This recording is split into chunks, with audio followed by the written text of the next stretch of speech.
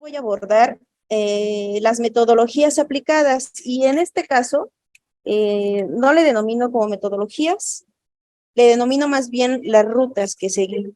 Y en tercer lugar, ya de acuerdo con lo solicitado, pues voy a mencionar cuál fue el producto que se logró a través de estos 2 años de investigación. Entonces, comienzo, voy a presentarles un video solamente para darle introducción a la problemática.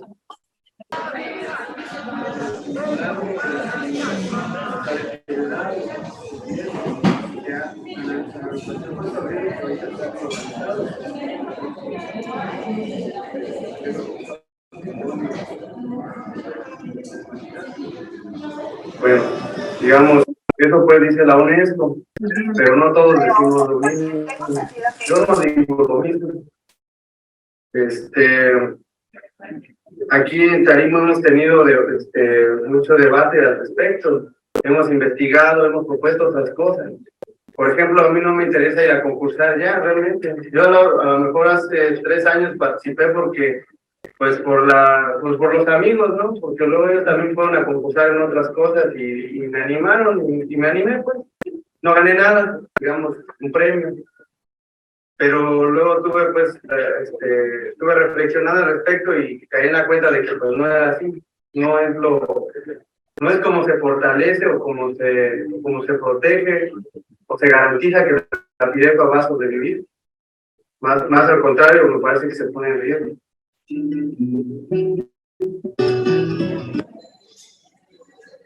¿Sí lo pudieron escuchar? O desvincularlo de la... Sí, muy bien. Sí, adelante. Alicia. Sí, Muchas gracias. Muchas gracias. A partir de esto, esta es la entrevista que le hacen un pireri o un músico tradicional de la región purépecha, en donde a partir de que en el 2010 fue registrada la piroecua en la lista representativa del patrimonio cultural inmaterial, pues varios músicos exponen las problemáticas que se dieron. Uno, y la más penosa, es que no se les tomó en cuenta a la mayoría de estos músicos. Como en varias inscripciones en la lista representativa, solamente son algunas personas quienes firman las solicitudes y sobre todo pues algunos investigadores y sobre todo instituciones quienes se encargan de hacer esa gestión ante la UNESCO. Ahora bien, voy a presentarles este mapa que ustedes ven aquí, forma parte del Sistema de Información Cultural de México. Esta es una página de la Secretaría de Cultura en la que todos ustedes pueden acceder y en la cual se encuentra un inventario de patrimonio cultural inmaterial. Esto, ¿qué es lo importante de esto? Tanto la UNESCO como otros institutos de cultura en los que o más bien por la ruta que seguí y en los que me basé, como fueron Colombia, Uruguay y el Ecuador, han considerado, consideran que estos inventarios deben de partir sobre todo en este caso, de los músicos o de las comunidades o grupos sociales en función de sus prácticas culturales. ¿Qué quiere decir? Que no debe partir de si alguna institución quiere hacer un inventario, hacer una investigación o documentación o quiere proponer ante la UNESCO que alguna práctica cultural forme parte de la lista representativa, sino que los mismos portadores pues hagan esta gestión o sean los impulsores de esta gestión. Aquí pues, nosotros lo que vamos a ver en esta página es solamente un listado de algunos patrimonios culturales inmateriales del país.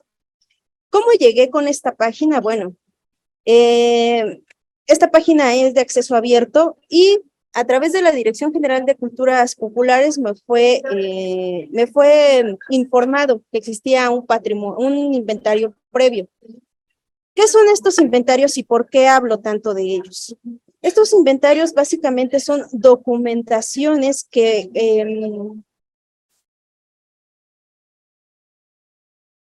en la que se pueden visualizar una descripción, en la que se puede visualizar una descripción muy detallada de alguna práctica cultural, tradición, costumbre, ritual, etcétera. Esto Nuevamente lo digo, la UNESCO y otros institutos de cultura nos están diciendo que deben de ser totalmente o partir totalmente de la comunidad.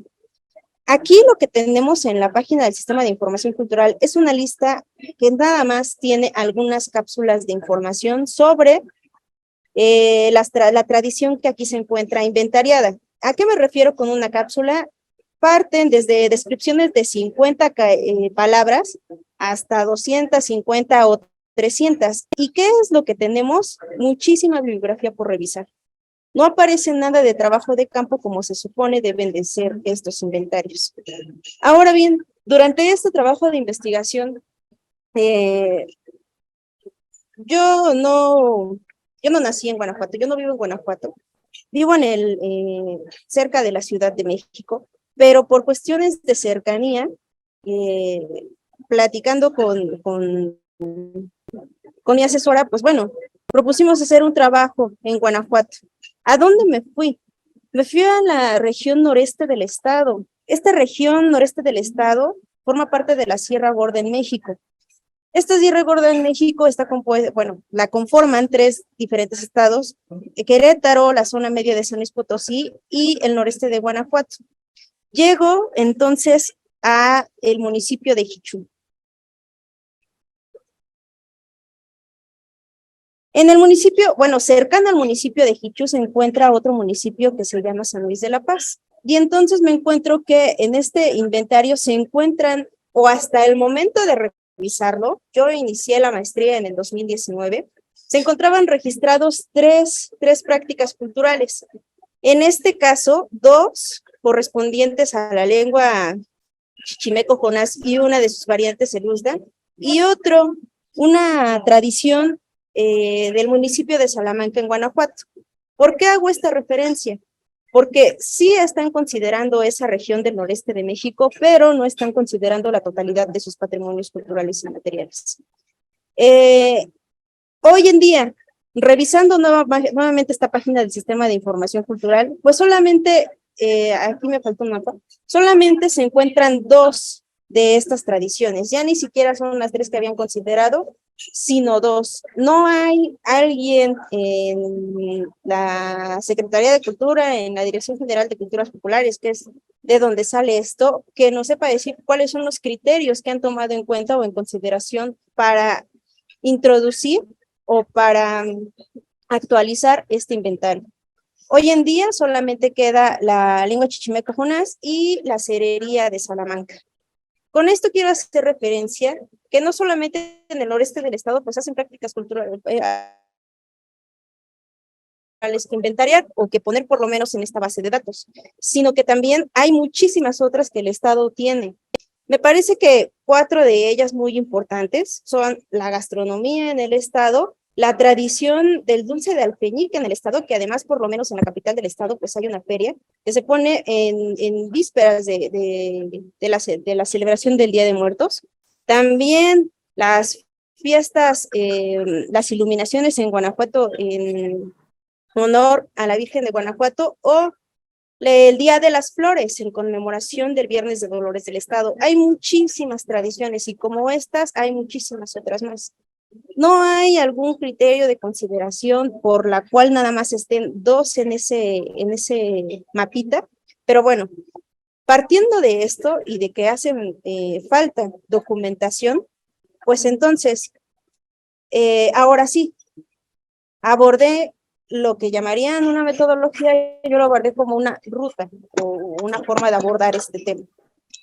¿Qué es lo que hago aquí? En primer lugar, no partir de cero para realizar estos inventarios, que si bien ya nos están diciendo distintos documentos expedidos por la UNESCO o por estos institutos de cultura de otros países que deben de ser comunitarios, también nos dan, además de rutas, nos dan experiencias de cómo ellos han abordado este tema para sus países.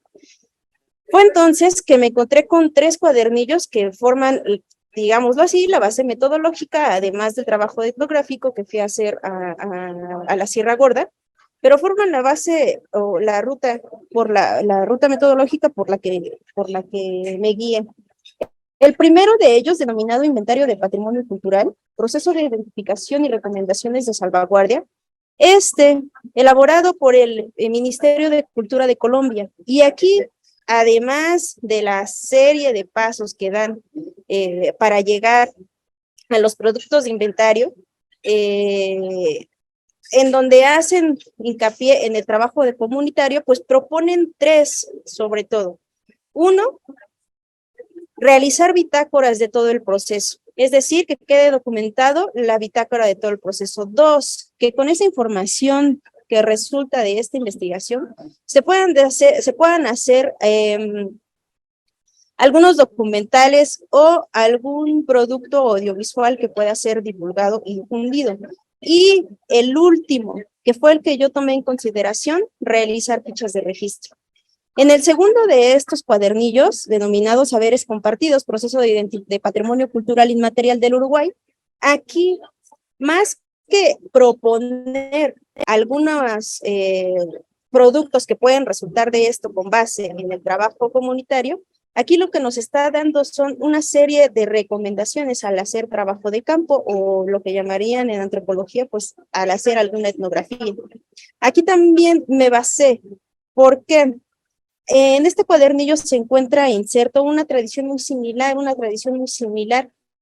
a la que investigué en la Sierra Gorda en México. Entonces, básicamente fue una ruta que tomé en consideración, en donde este cuadernillo también nos está diciendo que la información, la propuesta, debe de partir de los portadores de cualquier tradición. Y el tercero de ellos, que al final voy a terminar con esas fichas de registro, pues es el instructivo para fichas de inventario de patrimonio cultural inmaterial del Instituto de Patrimonio Cultural del Ecuador. Y aquí básicamente lo que nos está proponiendo es una forma de hacer estas fichas. Ahora bien, tomando en consideración, no tomando como una copia, ¿no? Tomando en consideración estos cuadernillos, pues entonces me fui a nuestra propia realidad, a México. Y entonces, ¿de dónde parto? Esto que les estoy diciendo surge de la Convención para la Salvaguardia del Patrimonio Cultural Inmaterial del 2003. Esta Convención para la Salvaguardia, bueno, de aquí sale un documento en el cual hay distintos artículos como que fueron convencionados por los países que formaron parte de esta convención y que la ratificaron en sus países. ¿Qué quiero decir? Que por obligación todos esos artículos que contiene ese documento que emerge de esta convención, pues estos países tienen la obligación de llevarlos a cabo.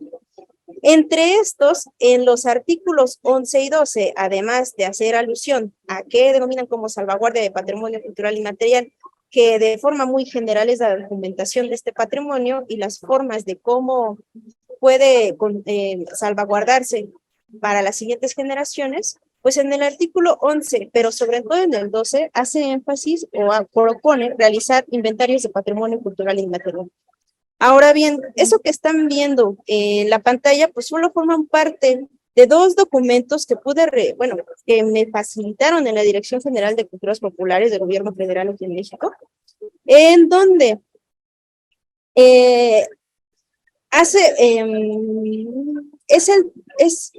la huella de que se estaba haciendo un trabajo en torno a esos inventarios de patrimonio cultural inmaterial.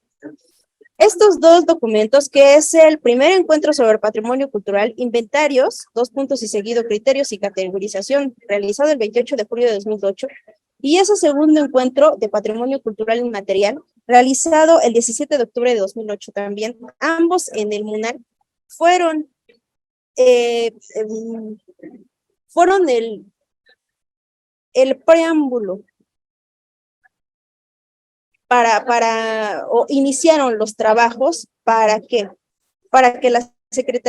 en ese momento el Consejo Nacional para la Cultura y las Artes hiciera esa labor por ser México un estado parte de esta convención. En estos dos, solamente encontramos esto, aunque hubo una tercera reunión en el Castillo de Chapultepec. Sin embargo, ¿qué pasa aquí? No se pudo recuperar ese documento porque por lo menos en la Dirección General de Culturas Populares y en el INAH no cuentan con ellos. Tuve la oportunidad de hablar con uno de los investigadores que formó parte de lo que denominaron en este encuentro como grupo de trabajo del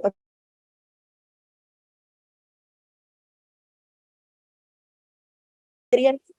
Él dijo, o sea, él sabe que hubo una tercera reunión y que en esa tercera reunión fue donde salieron los criterios para formar estos o para elaborar estos inventarios, pero por lo menos en documento no queda nada.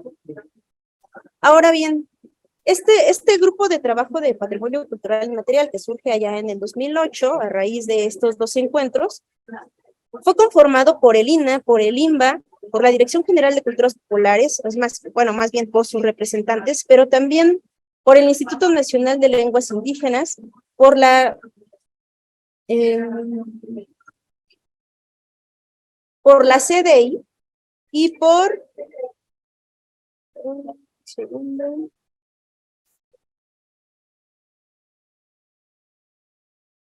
el Instituto de Derechos de Autor, entre otros, pero además por un grupo de investigadores, antropólogos, historiadores, sociólogos, quienes propusieron 17 criterios de identificación para proponer un inventario de patrimonio cultural y material en este inventario. Además de eso, en la convención, de manera general, se estipulan 5 ámbitos del patrimonio cultural en los que reside este patrimonio.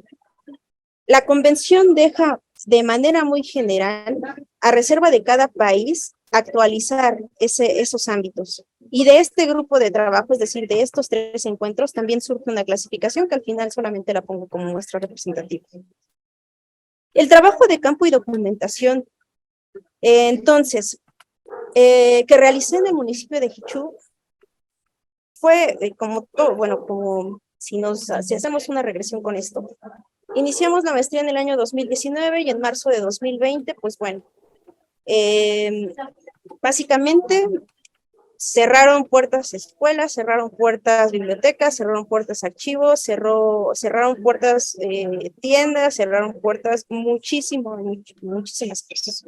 Todo a raíz pues de la pandemia del COVID-19. En este caso, en el caso de los músicos, pues bueno, al proponer esta sana distancia y de manera de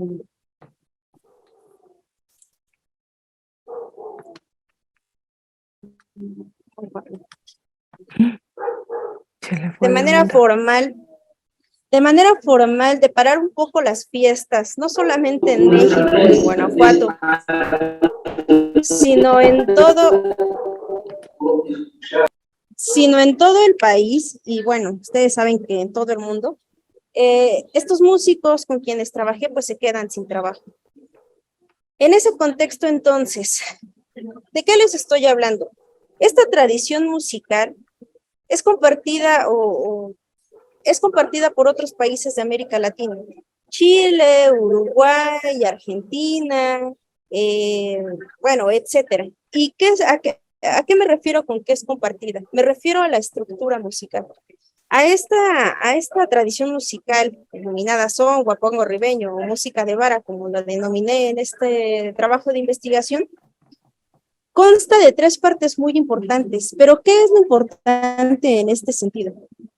Es la transmisión generacional que se ha dado de manera oral en este lugar, o que se había dado de manera oral en este lugar hasta más o menos ya finales del siglo XX, cuando comienza a documentarse propiamente aquí en el municipio de Jichú.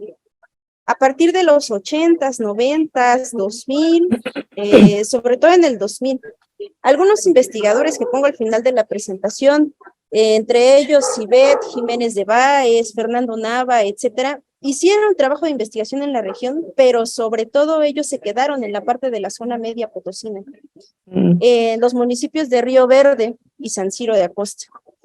¿A qué me refiero con esta tradición musical? Voy a poner unos videos para que se explique mejor a qué se refiere este guapango arribeño.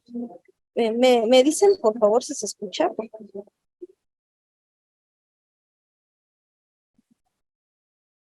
quizás no somos eruditos, a lo mejor en forma particular no he aprendido a hacer la poesía, pero lo que he aprendido ha sido escuchando a todos los demás y sobre todo a los viejos guapangueros que generación tras generación han ido dejando la tradición.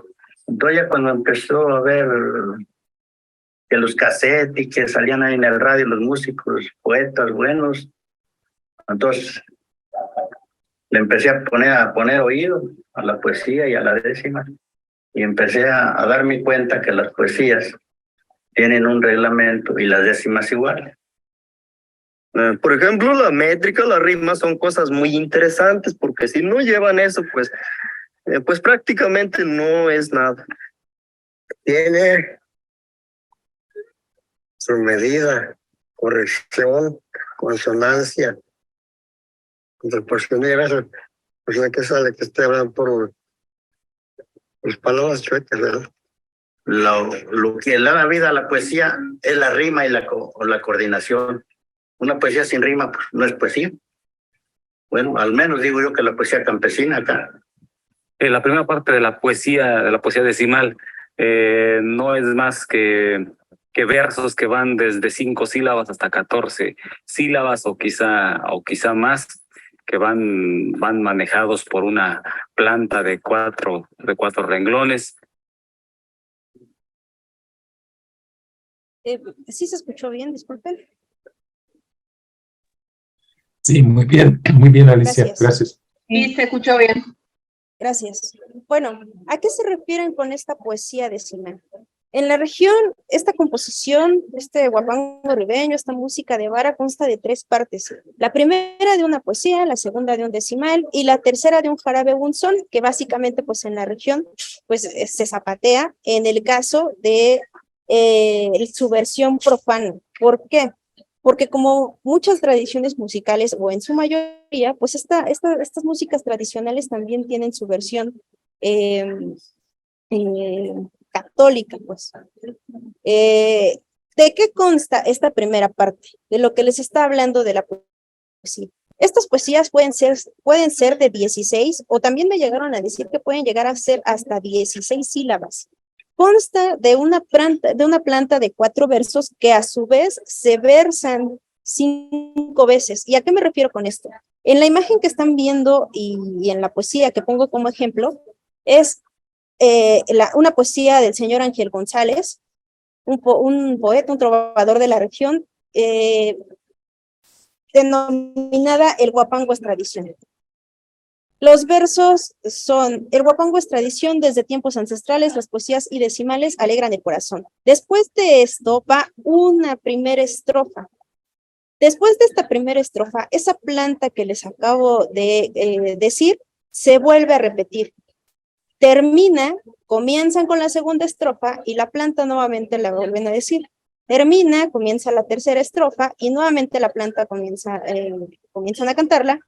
Termina la cuarta estrofa, la planta vuelve y nuevamente después de la quinta estrofa vuelven a decir la planta.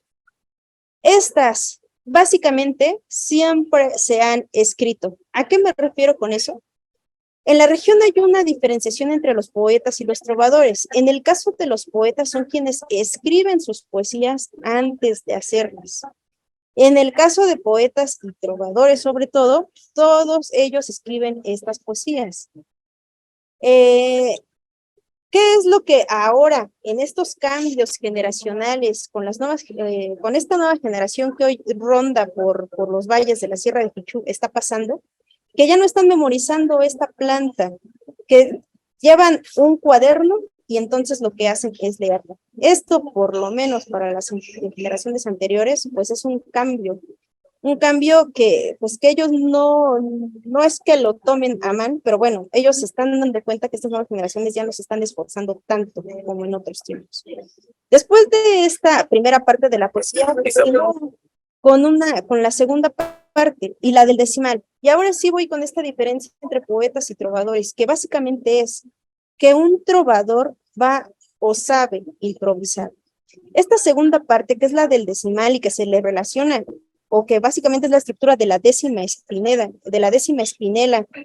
con la cual esta tradición se hermana con países de América Latina y con otras tradiciones musicales de México, esta consta de igual manera de una planta de 4 versos. Sin embargo, la estructura, como lo están viendo en la pantalla, y como si lo googlean, van a encontrar cuál es la estructura de las décimas espinales, van a encontrar que es la siguiente. A, B, B, A, C, C, D, D y C. En donde el primer, cuarto y quinto verso deben rimar entre sí. El segundo y el tercero riman entre sí, el sexto y el séptimo riman entre sí, y el noveno y el décimo riman entre sí. Les voy a dejar nuevamente este video donde se explica esta parte y continúen. El decimal es la segunda parte de la poesía. Esos son versos octasílabos, siempre van a ser octasílabos, también regidos por un pie forzado, en donde cuando terminamos de recitar el decimal, lo último que decimos fue la primera línea de la planta. Eso siempre va a ser improvisado. En decimal lo improvisan porque ahí aprovechan para saludar, vamos a decir, a alguna persona que conozcan o los anfitriones de la fiesta. En esta segunda parte, como les digo, es lo que caracteriza, lo diferencia a un poeta de un trovador, pues es la improvisación. Esta segunda parte es muy importante. ¿Por qué? Porque esta tradición musical, así como les dije que puede ser como muchas músicas tradicionales tienen su versión profana y su versión católica, pues bueno, tanto la pueden escuchar en funerales como la pueden escuchar en bodas, 15 años, bueno, sobre todo en bodas en otros tiempos, 15 años, bautizos, primeras comuniones, cumpleaños, la fiesta patronal, etcétera, etcétera, etcétera. Y aquí es en este momento en el que el trovador saca a relucir el motivo de la fiesta. ¿A qué me refiero con esto? Que él no prepara esta segunda parte de las poesías. Esto lo hace como una ruta, puede ser, pues a ellos los contratan para la región, a esto se le llama adquirir un compromiso, y les dicen que van a ir a tocar a un cumpleaños. Si el trovador conoce al músico, pues bueno, podrá hablar de lo que ha pasado en su vida, si es que son amigos, si es que son compadres, si es que es su hermano, etcétera. Y todo eso lo va a sacar a relucir en esta segunda parte de la poesía, que es el decimal. Aquí, por ejemplo, yo les voy a decir lo que está en la pantalla. Esta es una décima del trovador Jesús Hernández, también uno de los trovadores más jóvenes de la región, que en este momento me parece que se encuentra en Estados Unidos, que va de la siguiente manera: con la décima y la poesía alegremente, alegremos el rato desde Jichú, Guanajuato, con ustedes Algarabía. Aquí, ¿cuáles son las terminaciones? Esta planta de 4 versos, de igual manera, se va a versar después de las 4 estrofas, pero no se versa toda.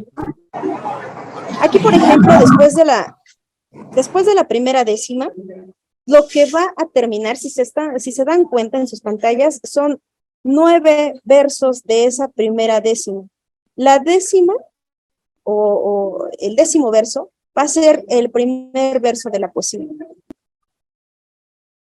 Después van a continuar con la segunda décima, y el décimo verso va a ser el segundo verso de la planta de la poesía. Nuevamente van a continuar con una tercera décima, repito, todas improvisadas, y al final es el tercer verso de esa planta.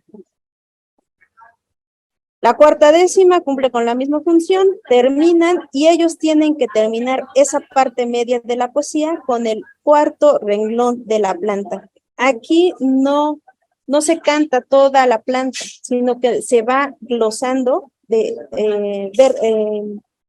línea por línea.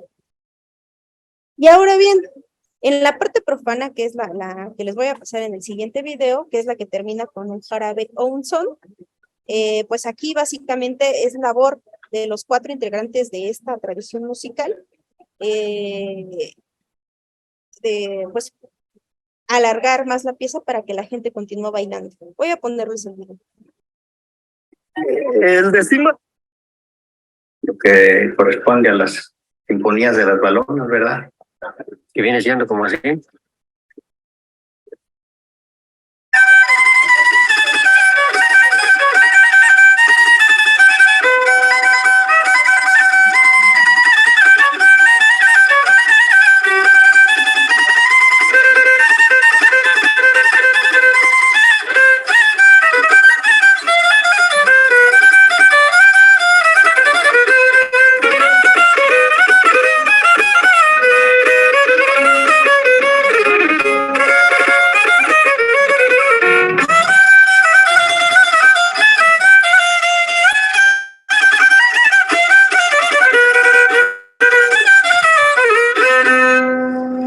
Ese es un remate del baloneo de la poesía. Estas décimas se acompañan por esta sinfonía y al final es cuando termina con el jarabe y el son. Ahora bien, en todo este proceso de investigación y lo que quedó asentado y documentado en esa propuesta de inventario, pues también fueron los cambios culturales o como también varios estudios de Gilberto Jiménez es denominado como la dinámica cultural, pues eso es son todos estos cambios y todas estas reinvenciones y por eso así se llama esta investigación que han sucedido al interior de esta tradición musical. Fue hasta básicamente la primera década, el primer lustro del siglo XX, que esta tradición musical se interioriza entre los habitantes de la Sierra de Jichú. A partir de este momento, comienzan a darse cambios, y estos cambios también han sido generacionales.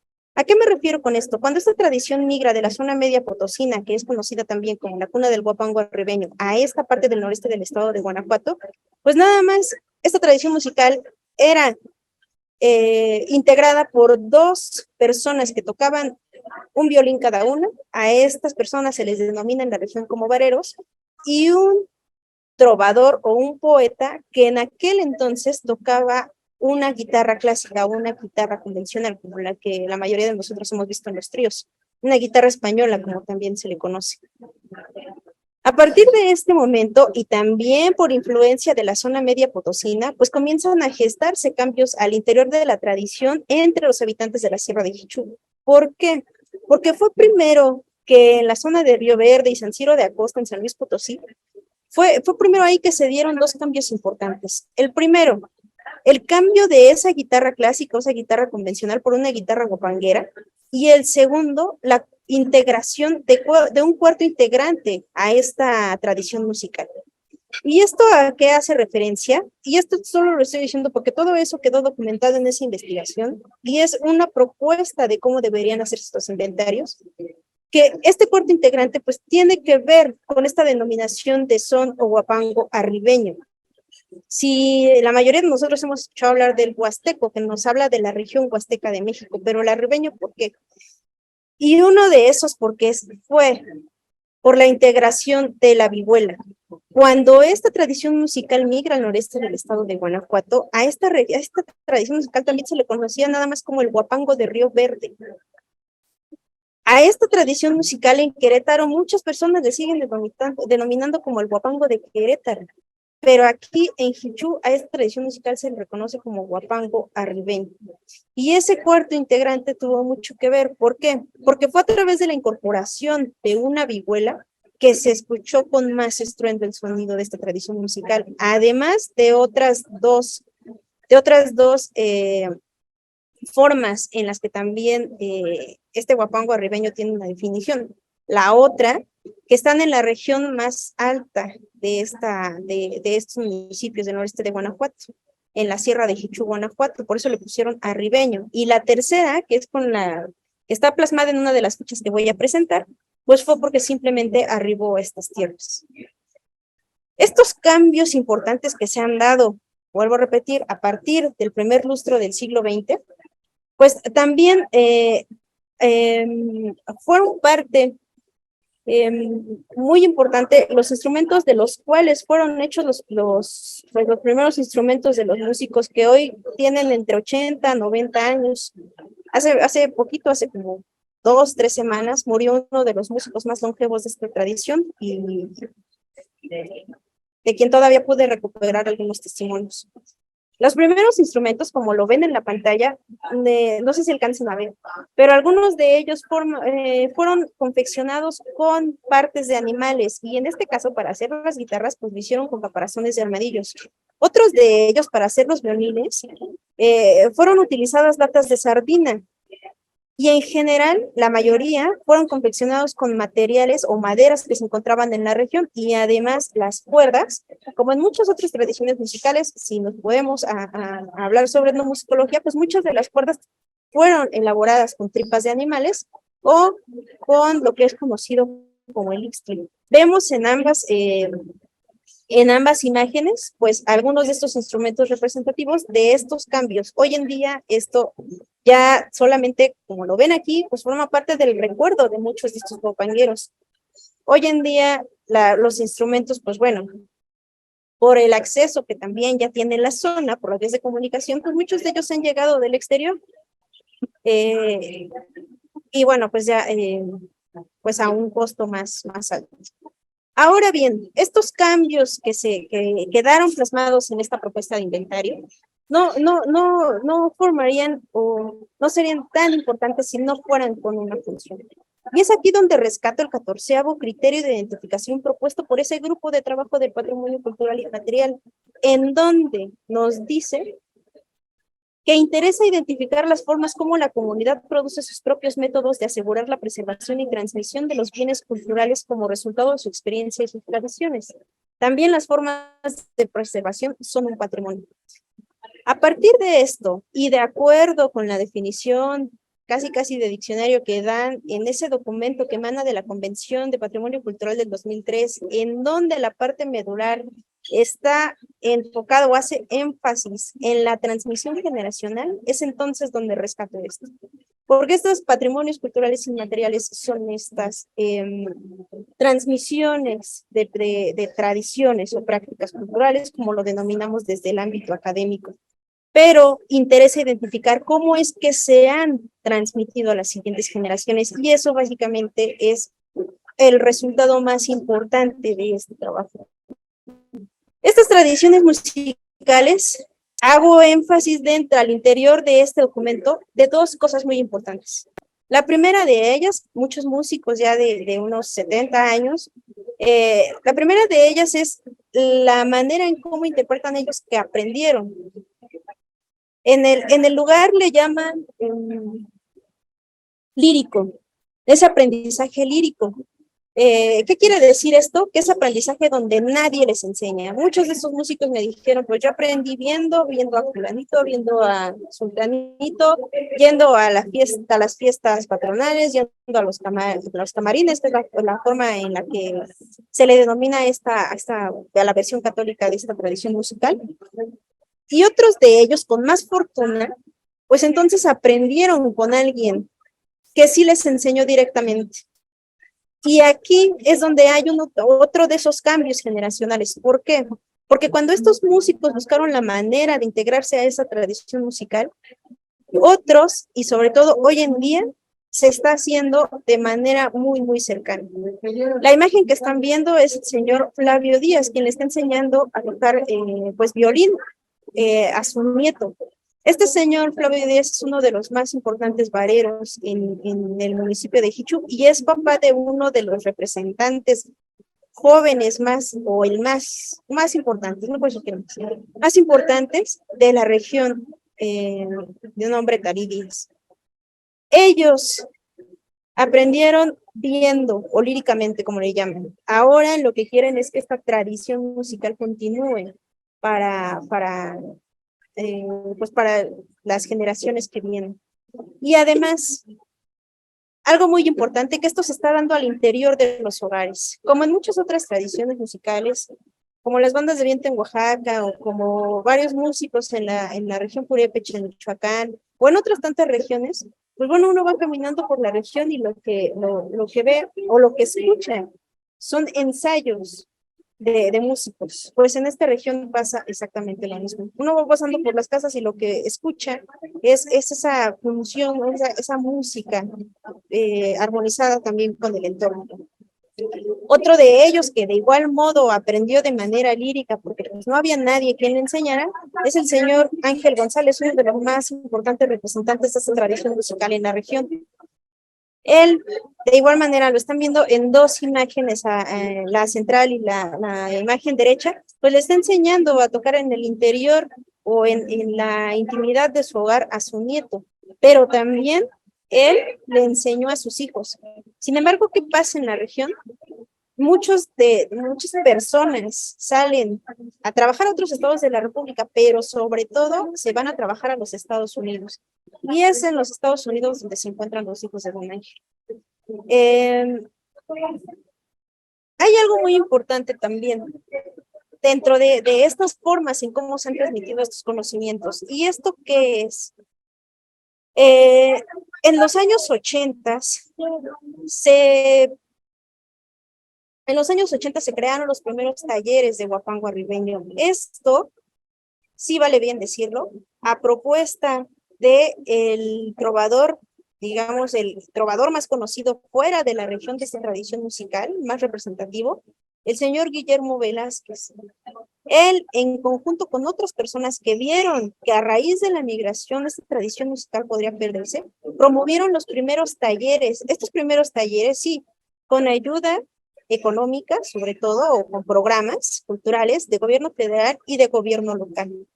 Estos talleres se hacían en el interior de sus casas, haciendo trabajo de campo y platicando con su hermano, pues él mismo me decía, aquí en este patio fueron los primeros talleres. Después de eso, ¿qué pasó? Eso sucede en el 83. 9 años después, en 1994, la Casa de Cultura del municipio de Jichú abre sus puertas. ¿Y qué pasa? Al ser una tradición musical característica de este municipio, bueno, pues también ellos deciden incorporar ese taller a los distintos talleres que se incorporan en que se practican en esta Casa de Cultura o que se enseñan. Y es a partir de 1994 hasta 2022 que no han parado. Los primeros talleres, propuesta del señor Guillermo Velázquez y otros tantos músicos, pues bueno, esos ya no se realizan, pero la Casa de Cultura no ha dejado de hacerlos. Y que también, en el año 2020, en plena pandemia, el gobierno federal ya había destinado un recurso para el Instituto Estatal de la Cultura en Guanajuato. ¿Y qué fue esto? Llevaron a cabo un programa que se llamó la Escuela Itinerante en la Sierra Gorda. Y esa escuela itinerante, ahora bien, voy a retomar. Esa escuela itinerante tenía como función recuperar la lengua chichimeco-jonás, que si recuerdan, la mencioné al inicio, que forma parte de este inventario de patrimonio cultural inmaterial, pero también realizar talleres de huapango arribeño, no solamente en Casa de Cultura, sino también en otros municipios de la región. Santa Catarina, Tierra Blanca, Atarjea, Doctor Mora, Victoria y Jichú. Bueno, de estos municipios salieron bastantes niños o egresaron bastantes niños de ese taller. Este taller que se lleva a cabo en Casa de Cultura, no es que solamente se quede ahí, también sale, pero lo que hace es ir a localidades dentro del municipio, mientras que esta propuesta de la Escuela Itinerante de la Sierra Gorda, pues salió a otros estados. Quienes están viendo en la imagen izquierda de Pongorra, pues es de quien les hablo, uno de los representantes más importantes y más jóvenes de esta tradición musical, que es Neftalí Díaz. Ahora bien, mucho se ha hablado, y si nos vamos a ver algunos videos en donde se han quedado grabadas entrevistas o conferencias sobre huapango arribeño, sobre la nula participación de las mujeres en esta tradición musical, cosa que no es mentira. Sí hay una nula participación de las mujeres, pero ¿qué pasa aquí? Hay una nula participación, pero no están excluidas de la tradición. Hay mujeres, o sea, han habido niñas que han asistido a estos talleres de huapango arribeño. Y también a ese primer taller en el patio del señor Guillermo Velázquez asistió una de las trovadoras reconocidas por los mismos poetas y trovadores y músicos de la región, la señora Lola Tello. Es decir, las mujeres nunca han estado excluidas de esa tradición musical. Que no que por las condiciones de la sierra, de cómo los músicos se trasladaban caminando a lo que llamaron sus compromisos, no iban por lo peligroso que solían ser los caminos, no quiere decir que hayan estado excluidas. Uno va y se mete al interior, a la intimidad de estos hogares, y las mujeres versan también como los hombres. Uno de los músicos que acompañan al señor Guillermo Velázquez es el señor Mario González. Y el señor Mario González tiene 6 hijos.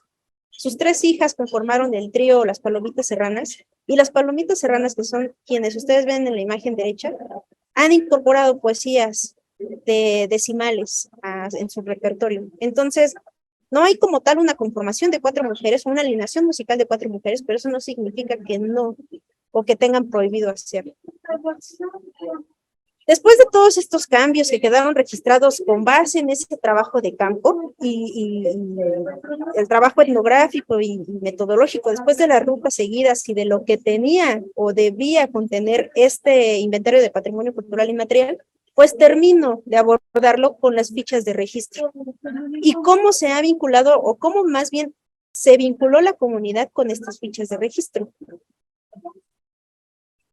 Tomé en consideración el cuadernillo denominado Instructivos para Fichas de Registro e Inventario de Patrimonio Cultural Inmaterial del Instituto Nacional de Patrimonio Cultural del Ecuador, pero también una propuesta de ficha que realizó el Grupo de Trabajo del Patrimonio Cultural Inmaterial. Pero, ¿qué pasó aquí? Si ustedes se consultan ese cuadernillo verde del Ecuador y consultan las fichas de registro que fueron propuestas por este grupo de trabajo, pues son datos muy generales.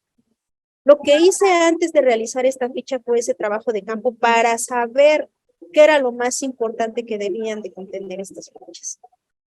Es entonces que comienzo con la manifestación cultural, después con la localización, después a qué ámbito del patrimonio cultural inmaterial pertenece o representa, después con la descripción de la práctica cultural, después de ahí con el registro de los portadores, una fotografía referencial, como lo pone de ejemplo el Instituto de Cultura y Patrimonio del Instituto Nacional de Patrimonio Cultural del Ecuador, los mecanismos de transmisión de conocimientos, todo esto con la finalidad de realizar medidas de salvaguarda, o como es denominado por la convención, medidas de salvaguarda para promover su transmisión generacional, y al final, el contexto actual de la tradición. ¿Cómo lo ven los actuales portadores de esa tradición musical? Y aquí hay algo muy importante. ¿Por qué?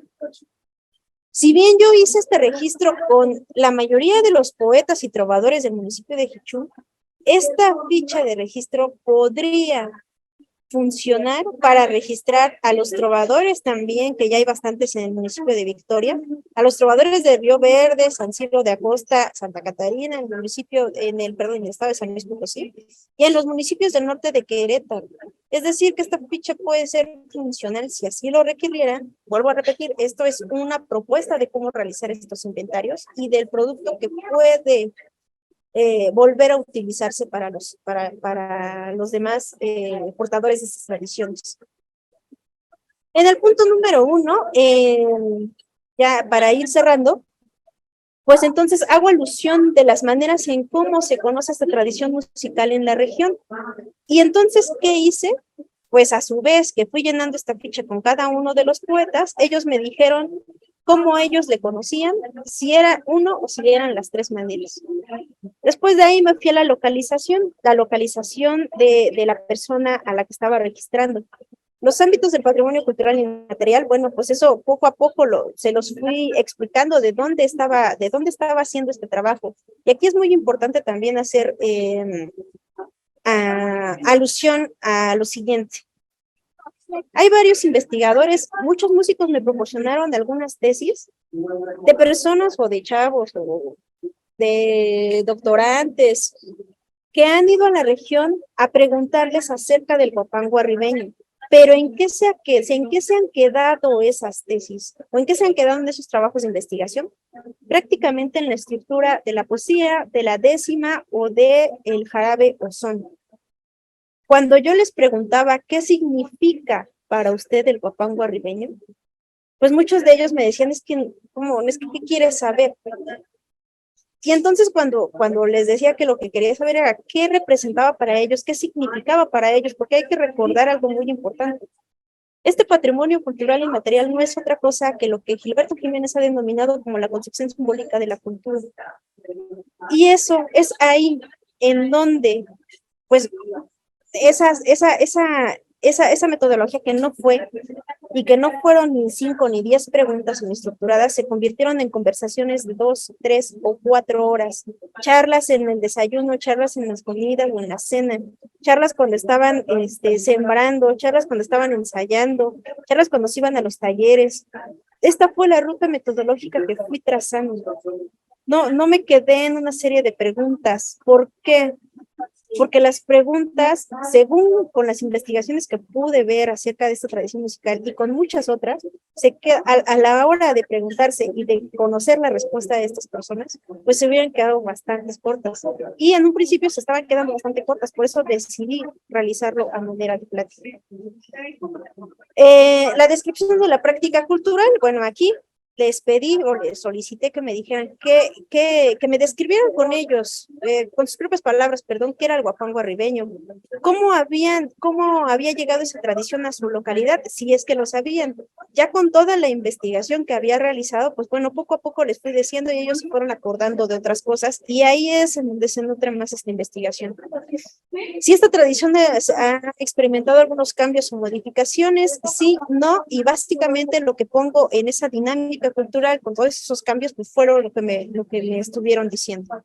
¿En qué tipo de eventos se encuentra esto? Y como les dije, están desde bodas hasta funerales. El registro de los portadores, y aquí es en donde viene lo más importante. Si estamos registrando una práctica cultural, pues lógicamente debemos registrar a quién es el que tiene en su memoria esta práctica cultural. Eso es lo que estamos documentando, porque el patrimonio cultural, como muchos de ustedes saben, pues no lo podemos tocar, pero sí podemos documentarlo de esta manera y sobre todo de saber quiénes eran los portadores en determinado momento. ¿Por qué? Porque también hay algo muy importante de estos inventarios de patrimonio cultural y es que deben actualizarse constantemente. ¿Por qué? Por la misma dinámica cultural. Además de ser músico, estas personas se dedican a otras cosas. Trabajan en la construcción, son campesinos, son taqueros,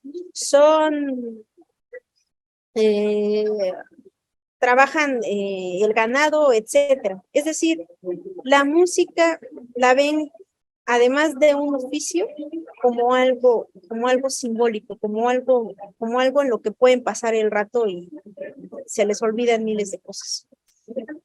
Su posición en el guapango arribeño, vuelvo a decir, esta composición está compuesta por 2 violines, una guitarra y una vihuela, entonces por eso a mí se me hace importante decir esto. Y en este caso de las fichas de registro, además de registrar a portadores, pues también podemos registrar a los siguientes integrantes de la música.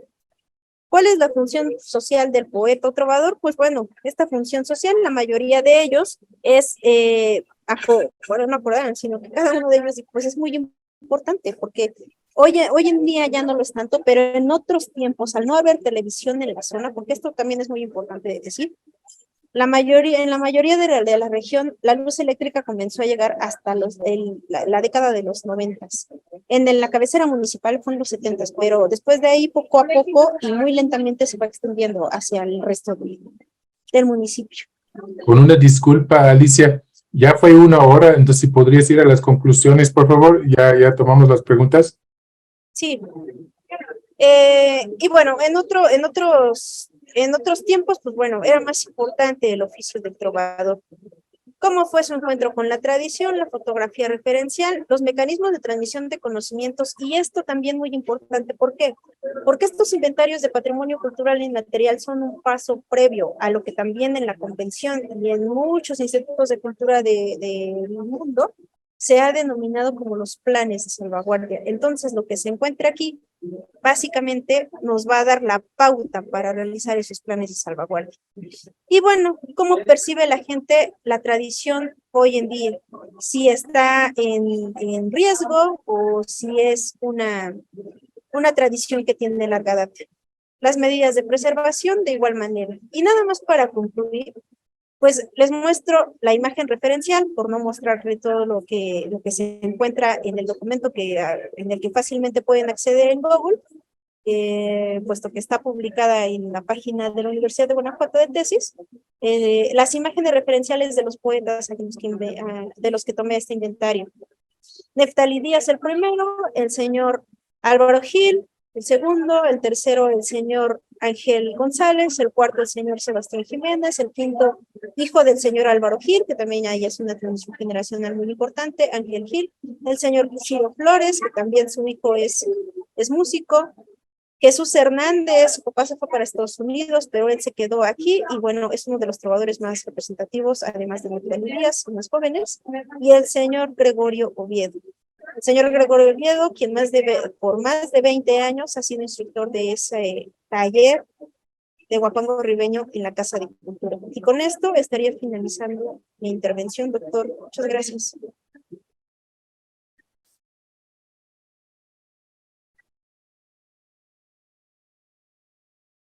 Al contrario, muchas gracias a ti, Alicia. Eso fue fascinante.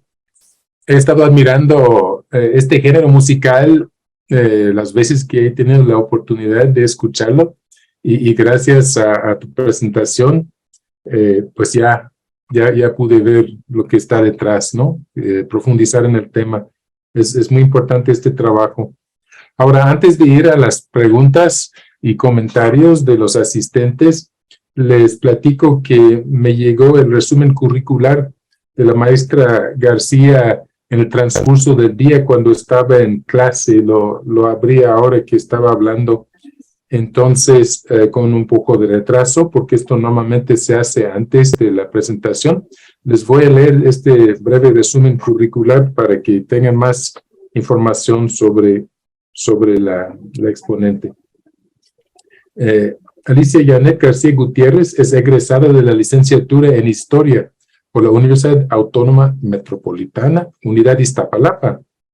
Inició su trayectoria profesional en la Coordinación de Patrimonio Histórico, Artístico y Cultural de la Secretaría de Cultura de la Ciudad de México, de donde partió para continuar con su formación académica en la Maestría en Sociedad y Patrimonio de la Universidad de Guanajuato. Durante su trayectoria académico-profesional, ha participado en encuentros, congresos, coloquios y seminarios nacionales e internacionales con temas afines a la historia de las tradiciones y festividades en la Ciudad de México y área metropolitana, a la historia del corrido y narcocorrido en México, y recientemente con temas relacionados al patrimonio cultural inmaterial de los pueblos y las comunidades del noreste de Guanajuato. Actualmente colabora como docente en el plantel Iztacalco de la Universidad para el Bienestar Benito Juárez García y cursa la licenciatura en Administración de Archivos y Gestión Documental en la Escuela Nacional de Estudios Superiores de Morelia, del Sistema a Distancia de la Universidad Nacional Autónoma de México. Conozco a la gente de esa escuela en Morelia, hay un buen equipo con mucho interés en las tradiciones populares. Ahí me los saludes, por favor, cuando estés ahí. No, pues muy activa la maestra Alicia. Entonces, ahora yo creo que todo el mundo sabe, pero cómo levantar su manita digital, pero por si acaso no, en la barra de controles en la parte inferior de su pantalla dice reacciones. Hacen clic y dice levantar la mano. Entonces vamos a dar la palabra en el orden en que vayan levantando la mano. Les pedimos que pidan la palabra. Ya tenemos una. Luisa Alba Rendón, adelante. Gracias, doctor David. Pues primeramente felicitar a mi compañera, la maestra Alicia, por su brillante participación. Y pues tengo una pregunta. En el día de hoy se celebra el Día del Músico por lo de Santa Cecilia, en lo que es la costumbre católica, y quería preguntarle si allá en Jichú tienen alguna manera especial de celebrarlo, o si hacen alguna peregrinación, o si tienen alguna canción muy típica de esa fecha. Y bueno, otra pregunta sería de que he sabido que ha seguido ella con sus cursos de musicología y preguntarle si va a hacer alguna otra investigación sobre otro tema musical. Y muchas gracias.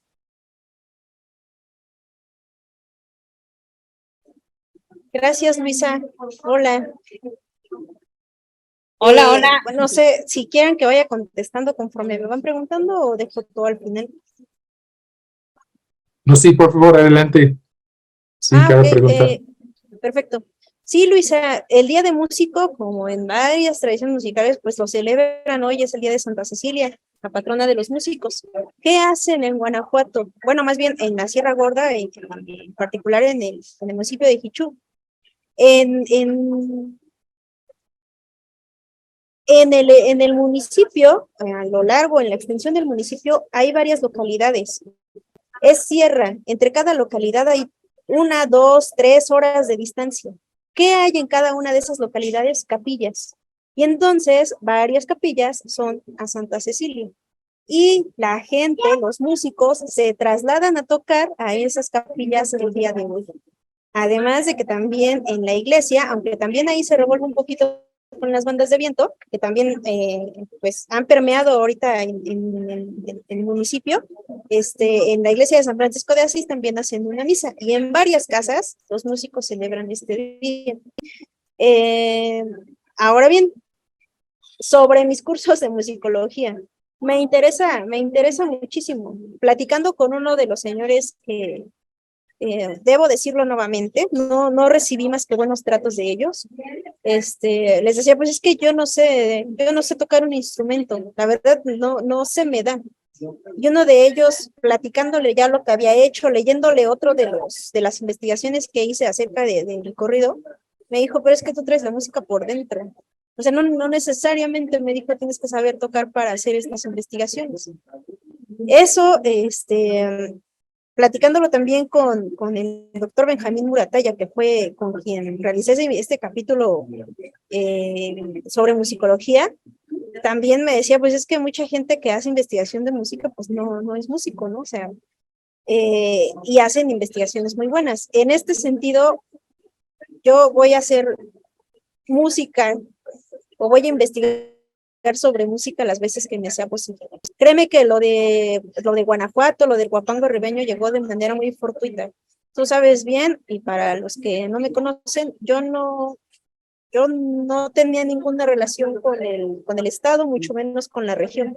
Y la verdad es que pararme, pisar esos lugares, me cambió mucho mi perspectiva. No solamente académica, sino de vida. O sea, me llenó mucho trabajar en estos lugares y lo seguiré haciendo porque todavía me quedan unos poetas pendientes que tengo que ir a ver este diciembre para darles ahora sí en físico esa investigación, porque solamente la tienen en digital y no la he encuadernado porque me faltan unos fichas, 3 a lo mucho. No, pues está excelente y muchísimas gracias por contestar mi pregunta. Sí, porque sí vi que están de fiesta los músicos. Sí, en todos lados hoy. Sí. Gracias. Gracias Muy a bien. ti. Saludos. No veo más manos, entonces voy a aprovechar para hacer una pregunta yo. Lo que más me impresiona de este género musical, lo que más me impresiona es cuando he visto las topadas, cuando arman Claro.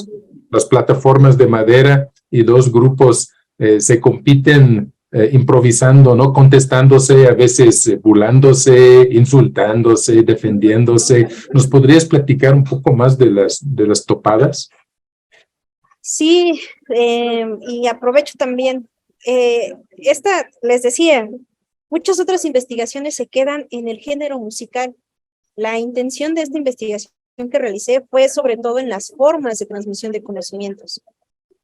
No me quiero ni salvar ni nada. Eso de las topadas, lógicamente, está en el documento. Cuando lo lean lo pueden ver.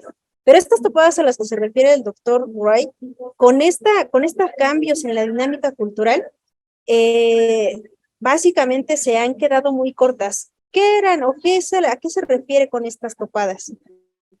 Es el enfrentamiento entre dos alineaciones de músicos y sobre todo el enfrentamiento entre dos trovadores para ver quién hace o quién improvisa mejor. Esto en otro momento era como medirse socialmente, o sea, quien ridiculizara más al otro, quien se defendiera mejor, pues era considerado el más inteligente, ¿no? El más sabio entre la gente. Hoy en día, bueno, y además, perdón, además de esto, estas topadas solían durar, según me dijeron, solían durar toda la noche. O sea, podían empezar a las 8 de la noche y podían terminar hasta las 8 de la mañana del día siguiente. Pero, ¿qué pasa aquí y por qué duraban tanto? La misma gente lo dijo, pues, ¿cómo te regresas a tu casa?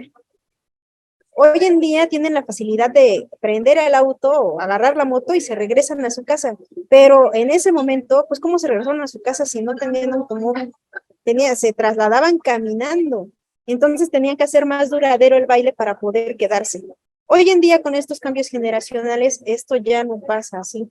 Si acaso, porque los músicos ya no es que también lo siguen viendo como algo muy simbólico, pero ahora te cobran por hora para que vayan a tu boda y se enfrenten con otro músico, como es característico de las bodas.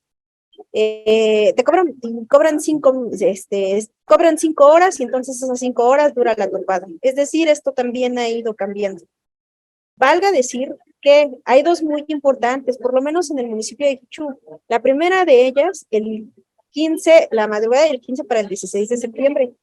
Esa es una y es o sea, no es tan grande como la que surgió a partir de la propuesta, no solamente de talleres, sino de realizar un festival en conmemoración a los viejos guapangueros, o sea, los guapangueros que ya habían fallecido. Hoy ese festival se llama Festival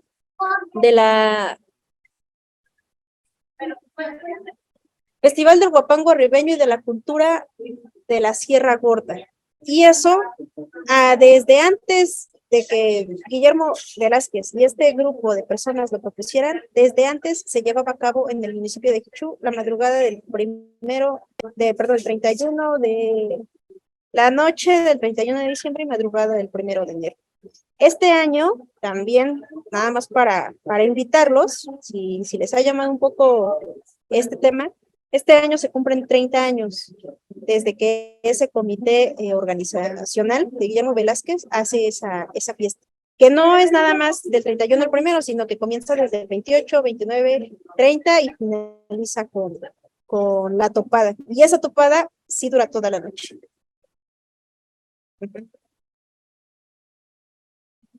Muchas gracias, fascinante todo esto. Esto realmente no es el tema que investigaste, quizás no debería de preguntarlo, pero tengo curiosidad sobre, probablemente es otra variante del Huapango, pero hay una fiesta, creo que en un festival en abril en San Joaquín, en la Sierra Gorda Queretana, donde están las ruinas de ranas. No sé si participan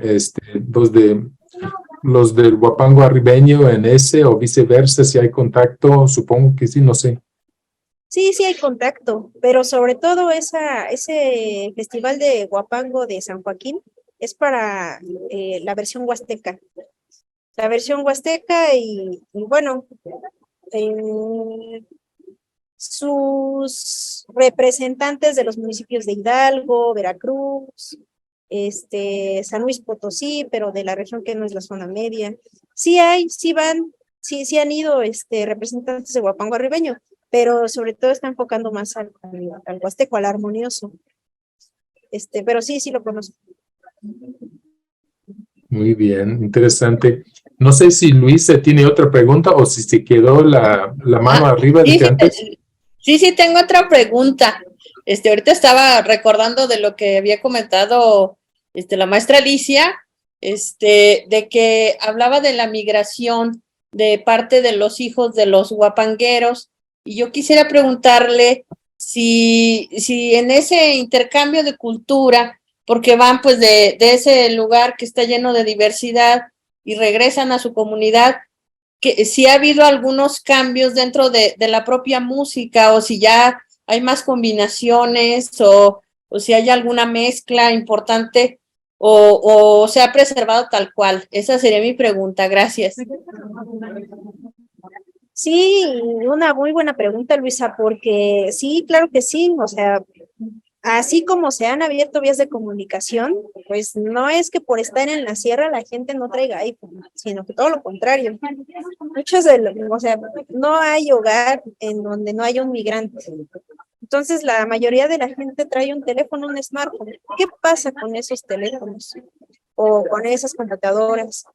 Todo el mundo, bueno, la mayoría de las personas, lo digo porque muchas no, tienen una cuenta de Facebook, de Instagram, de TikTok, etcétera. Y entonces, o sea, al tener eso, pues te abres todavía más al mundo de posibilidades de escuchar otros géneros musicales. ¿Qué pasa? Que ahora, y eso también fue parte del trabajo de campo, muchos de los chavitos que andan rondando, en lugar de agarrar, no sé, un violín, que en otro momento, pues al no tener una televisión o no tener un smartphone, pues se ponían a tocar, ahora agarran eso y se quedan horas y horas y horas en el teléfono sin estar practicando, sin estar nada. Pero esto también, como bien lo pongo en ese documento, es un arma de doble filo. ¿Por qué? Porque a los que sí están interesados en conservar o en preservar esta tradición musical, pues lo que hacen es pasarse tonadas, en ver cómo están rasgueando la guitarra, en ver cómo están sacando, no sé, una distinta nota, etcétera. Se están pasando inclusive sones que ya han dejado de tocarse para que los vuelvan a tocar.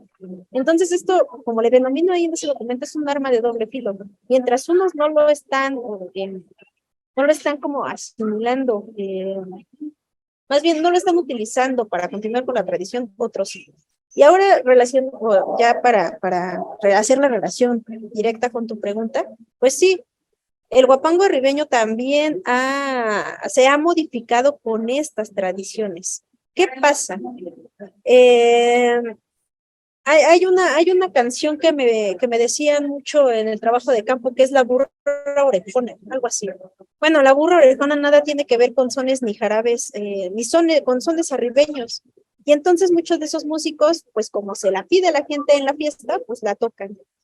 Entonces, o sea, eso hablando del huapango huasteco, pero también música de banda la han adaptado al violín y a la guitarra huapanguera.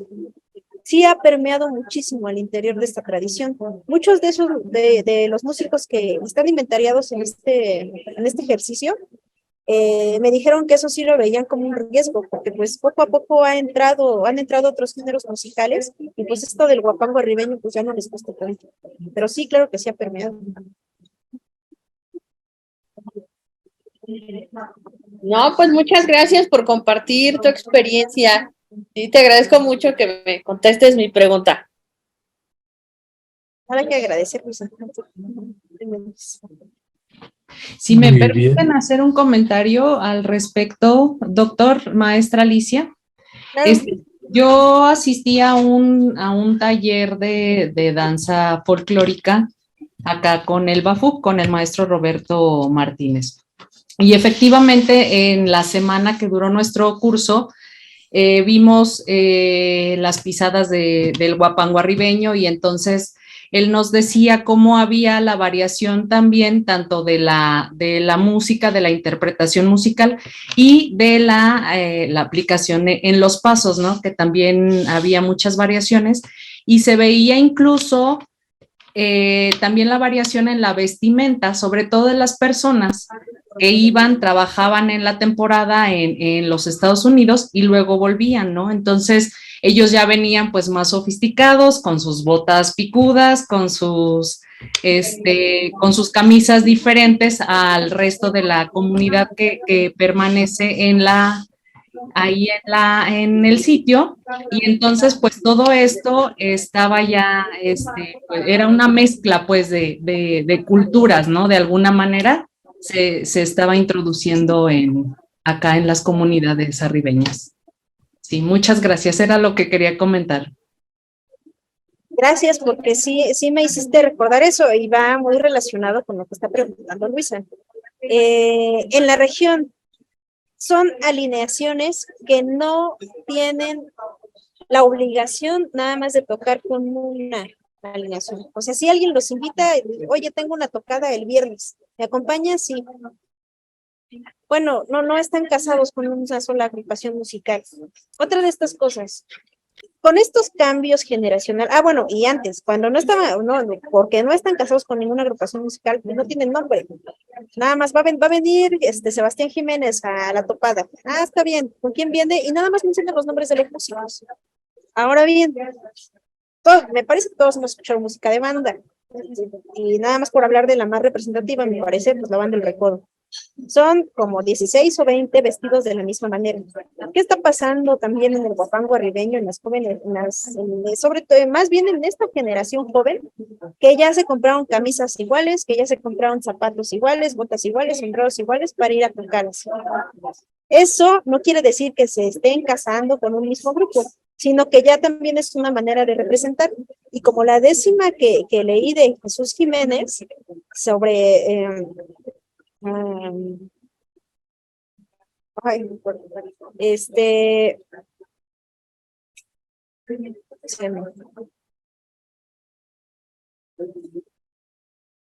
bueno, en la décima mencionan el nombre, Algarabía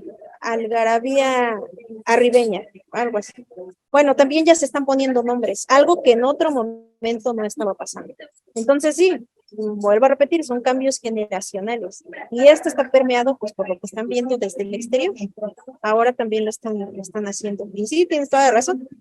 Uno, platicando con Ángel Gil, por ejemplo, él me mostró, me dijo, bueno, pues es que es nuestro traje con el que vamos a ir a tocar hoy, un azul bastante subido, ¿no? O sea, todos igualitos, 4 sacos igualitos, pantalón negro y sombrero.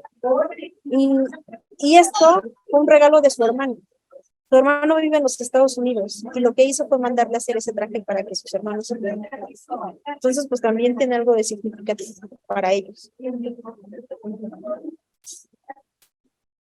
Gracias, maestra. Muy interesante. Pues si alguien más tiene una pregunta, tenemos tiempo para una más, creo. Pregunta o comentario. Parece que no.